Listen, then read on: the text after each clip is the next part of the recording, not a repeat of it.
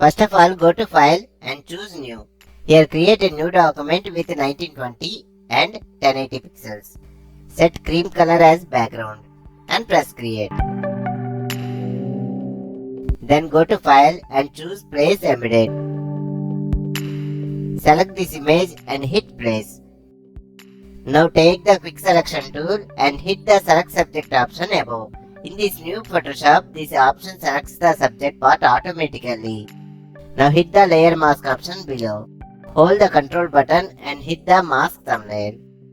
Then hide this layer. Now right click and choose Make Work Path. Here set the tolerance 0.5 pixels and press OK. Now use the text tool. Copy the text from the notepad. Right click and paste here.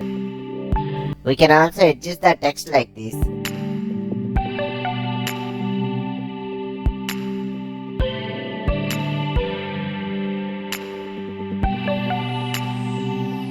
Now unhide the bottom layer, decrease the opacity and see the final result.